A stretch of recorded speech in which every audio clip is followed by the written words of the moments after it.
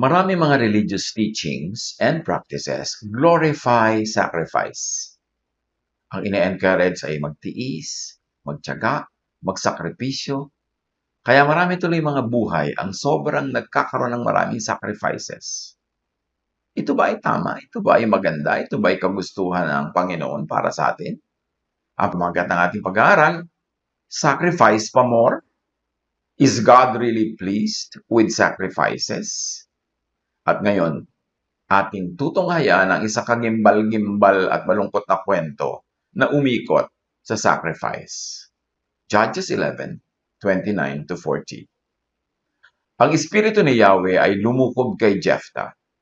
Tinipon niya ang mga tao sa Gilead at Manases, pagkatapos ay nagbalik sa Mizpah, Gilead, at saka nagtuloy upang salakayin ang mga Amonita. Sumumpa si Jephthah kay Yahweh ng ganito, "Kung pinagtagumpay ninyo ako laban sa mga Amonita, susunugin ko bilang handog sa inyo ang unang lalabas sa aking bahay at sasalubong sa akin pag-uwi ko." So itong si Jephthah, nangako na pagka nagtagumpay siya sa kanyang digma, pag umuwi siya, ang unang sasalubong sa kanya ay susunugin niya. Ihahandog niya. Isasakripisyo niya.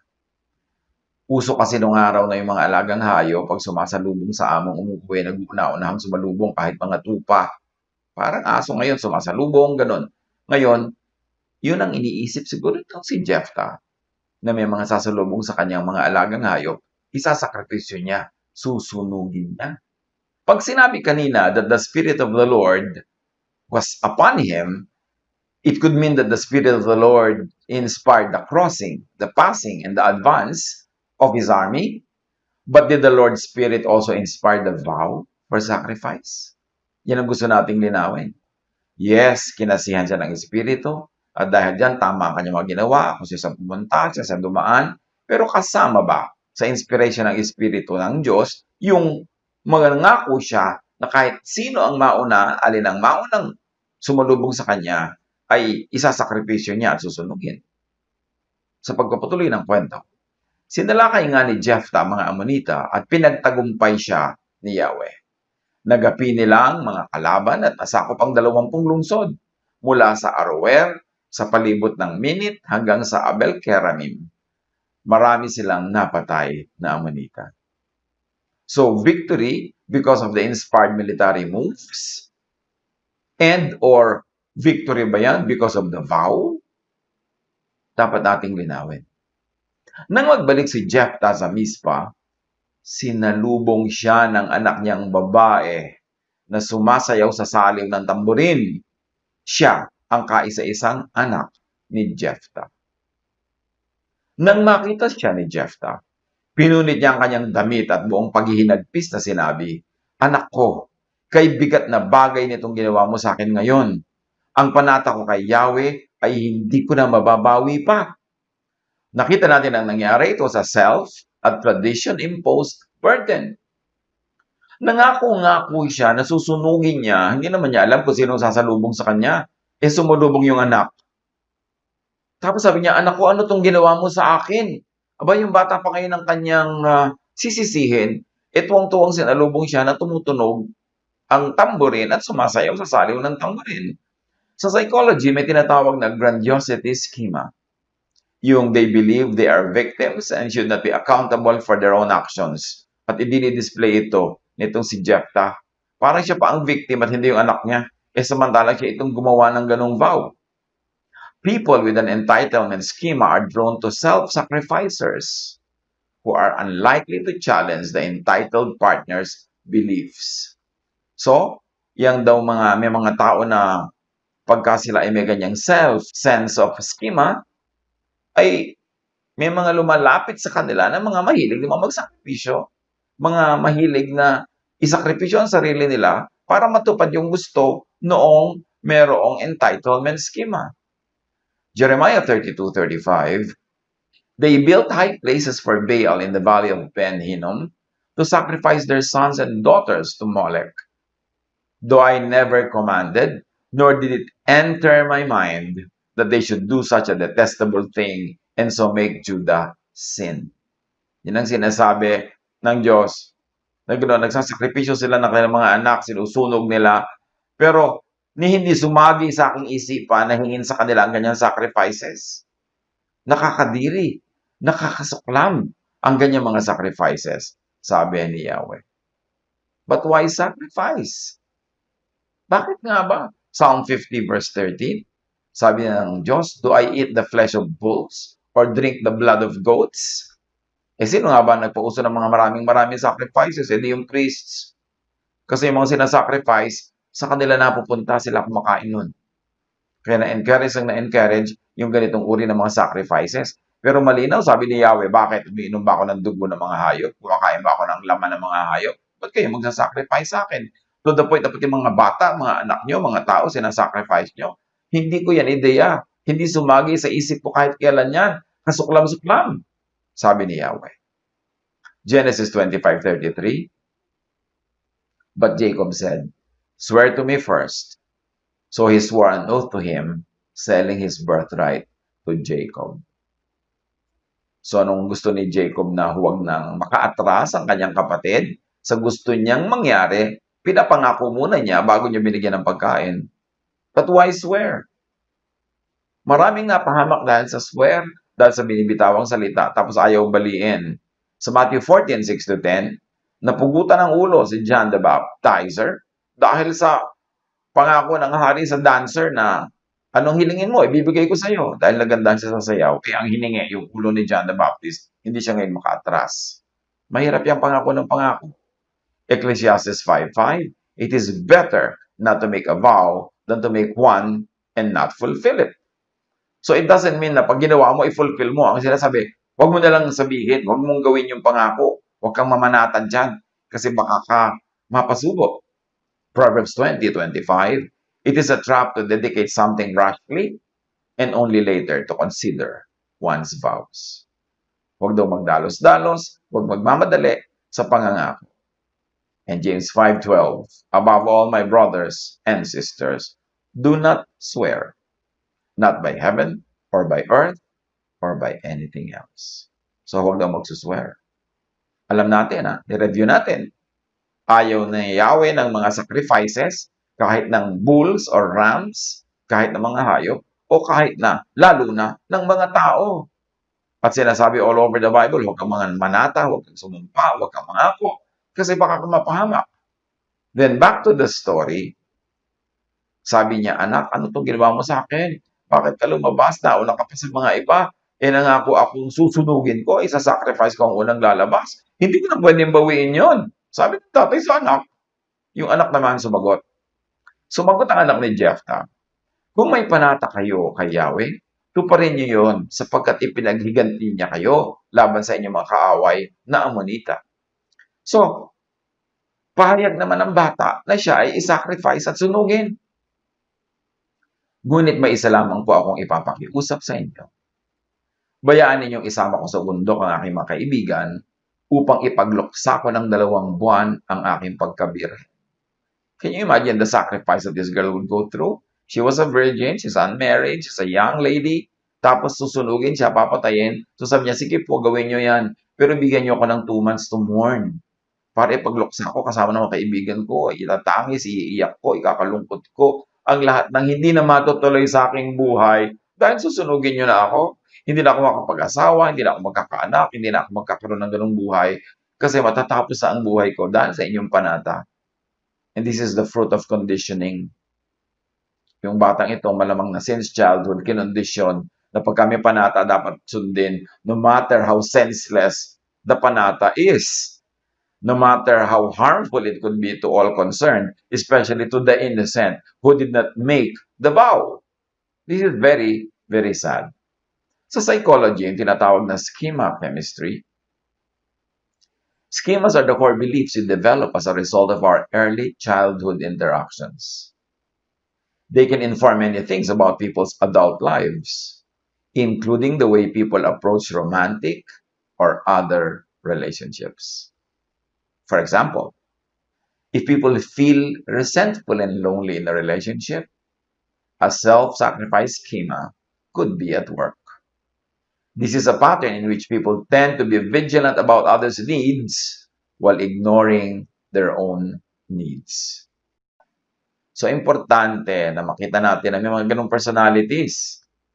Yung mga dahil sa upbringing, dahil sa conditioning, sila ay handang-handang isakripisyo ang buhay nila para sa iba. 1 John 4:8, whoever does not love does not know God, because God is love.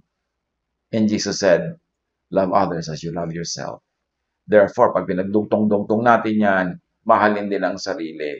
Kailangan ma-overcome ng mga pinalakihan, maliit pa sila, tinuturuan puro magsakripisyo, magparaya, magtiis. Dapat ma-overcome nila yon to the point that they will love themselves in a healthy way so that they could love others too. Because you cannot give what you do not have. Kailangan i-deprogram yung mga bata na na-program na masyadong lagi magtiis, magpasensya, magsakripisyo para sa iba. Lalo't yung sakripisyo na yun, wala namang sense. Tulad nito, nasabi-sabi lang nung tatay niya na susunugin niya ang unang lumabas ng bahay para sumalubong sa kanya. Anak yung sumalubong. Dapat sinabi niya, ay, sorry, wrong mistake. Sorry, hindi ko naman po yan ang iniisip ko. Akala ko ang lalabas tupa. Akala ko ang lalabas kambing. Anak ko, syempre iba na po yun. Huwag na lang. O kaya magsasacrifice na lang po ako ng iba. Pero hindi, dahil lang nasabi niya, tutuparin na niya.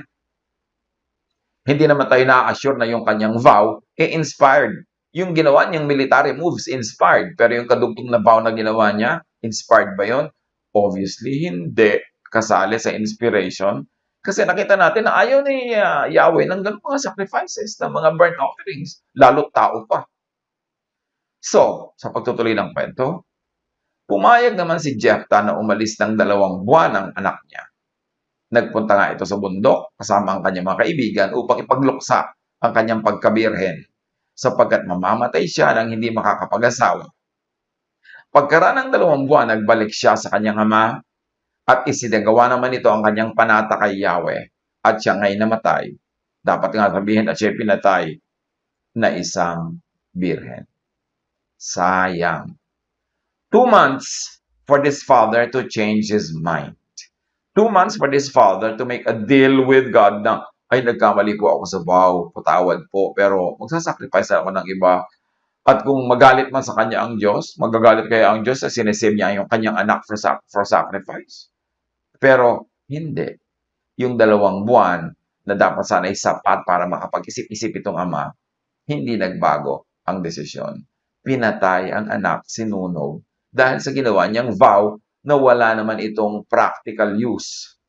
Genesis 9:7, as for you, be fruitful and increase in number, multiply on the earth and increase upon it. Na kinontra ng pagpatay sa isang batang birhen na hindi pa nakakapag-asawa at hindi pa nagkakaroon ng mga anak.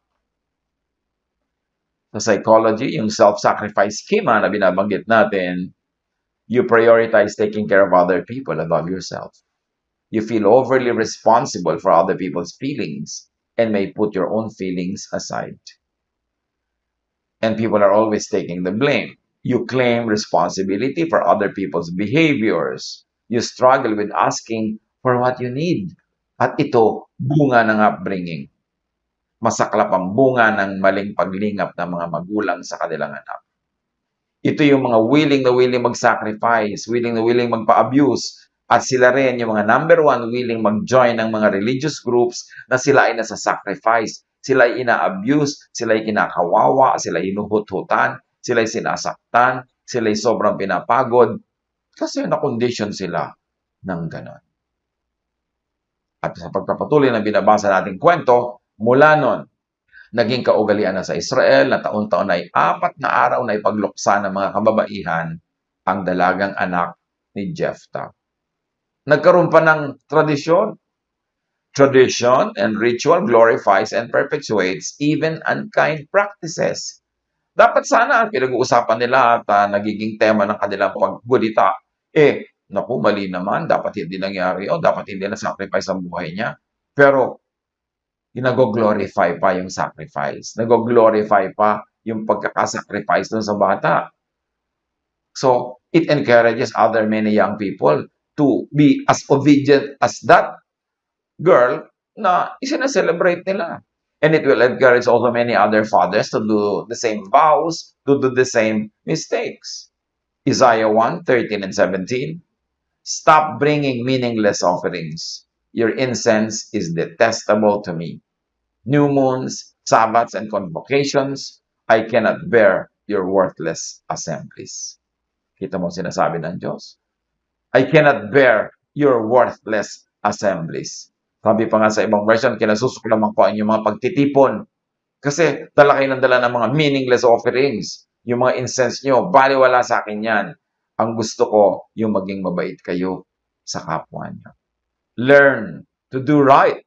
Seek justice. Defend the oppressed. Take up the cause of the fatherless. Plead the case of the widow. Yun ang gusto ng Diyos. What misconceptions about God are promoted by religion? By religious sacrifice? By the glamorization and glorification of sacrifice? Psalm 50, 9-10.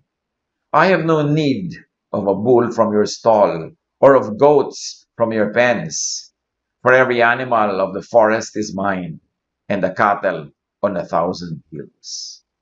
Hindi daw kailangan ng Diyos ng mga ganyang sacrifices. Kanya naman ang lahat. So bakit mo pa siya bibigyan? Hindi niya kailangan yung ganong sakripisyo. Walang saysay, walang practical use. Jesus sets free. Jesus sets people free from needless sacrifices. Kaya tayo pinapalaya ni Jesus. Ang daming ginagawang pagpapahirap ng reliyon. Ang daming ginagawang pagpapahirap ng mga pag-glamorize ang religion sa sacrifice. Pero si Jesus, pinalaya tayo dyan. Hebrews 9:27, unlike the other high priests, Jesus does not need to offer sacrifices day after day. First for his own sins and then for the sins of the people. No. He sacrificed for their sins once for all when he offered himself. So iba si Jesus. Siya yung nagsakripisyo. Hindi siya yung humihingi ng sakripisyo. Hosea 6:6, for I desire mercy, not sacrifice, and acknowledgement of God rather than burnt offerings. Ang dami, paulit-ulit. Hindi gusto ng Diyos ang kanyang mga sakripisyo. Walang buting idinudulot yan sa kanya. Hindi niya yan kailangan. Matthew 11:28, sa kabaligtaran ng sakripisyo, sabi ni Jesus, come to me, all of you who are weary and burdened, and I will give you rest. Rest ang binibigay ni Jesus, hindi siya humihingi ng sacrifice. Kung may sacrifices man tayong ginagawa for the betterment of ourselves, for the betterment of those who are around us, hindi yun to the point na masunog ka. Hindi yun para masira ang buong buhay mo para lang ma-sacrifice sa iba. Hindi ganun ang brand of love ng Diyos na ine-express ni Jesus. Examine your religious concepts about God, about sacrifice, about rest in Jesus. Kaya mahalaga yung Jesus filter. Yung ginawa na yan ni Jephthah, na nanumpa siya na susunugin niya ang unang lalabas, tapos nung lumabas yung anak niya, hindi siya nagbago ng isip, hindi na rin siya naglagay ng ibang substitute. Kaya dapat niyang padaanin sa Jesus filter. At pag pinadaan niya sa Jesus filter, gagawin pa ba natin? Mahalaga ang Jesus filter. Salain ang lahat ng katuruan, lahat ng kaugalian, lahat ng mga kostumbre na nasa Biblia, at yung hindi lalampas sa filter ni Jesus, ilagay na yun sa library, file na lang, history na. Pero ang pairalin sa buhay is rest, peace, na ibinibigay ng Diyos through Jesus. Ano ang mga application nito sa ating buhay? Sacrifice pa more? Don't do needless sacrifices. You are not doing God a favor by hurting yourself, by making yourself hungry, by making yourself lonely or sad. Hindi siya natutuwa sa kanyang mga sacrifices. Ang gusto niya, sabi niya, I have come that you might have rest. I have come that you might have life, life that is complete, life that is full. Unawain natin ang pag-ibig ng Ama na ipinahayag ni Jesus. So we don't make needless sacrifices, and we don't make the people around us make needless sacrifices as well. Pagbulay-bulayan, pag-isipan, ano sinasakripisyo niyo sa buhay na akala niyo ay kinakatuwa ng Diyos? Baka naman hindi, sayang ang sacrifice.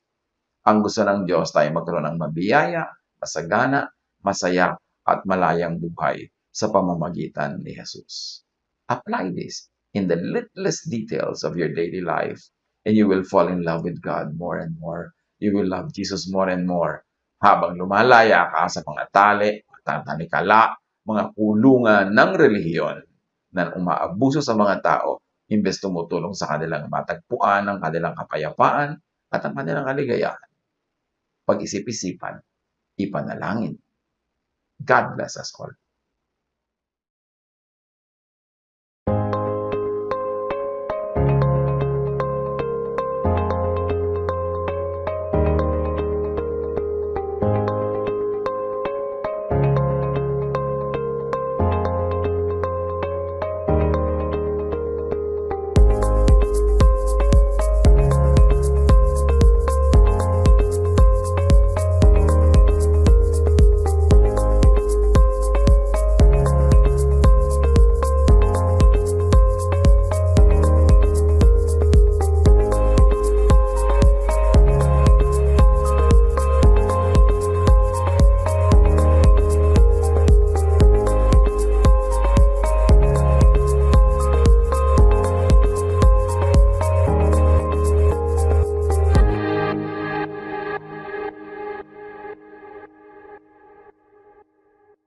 Love to you, mga pamangkin. Dito tayo mag-aral ng salita ng Diyos. Dito tayo mag-aral ng mga practical na bagay, magdalanginan para sa isa't isa, makinig ng mga mensahe, at dito tayo magsasama-sama spiritually sa ating official Ed Lapis YouTube channel na ang address ay Sabi ni Kuya Ed. Remember, dito tayo ha, Sabi ni Kuya Ed, ang ating official YouTube channel.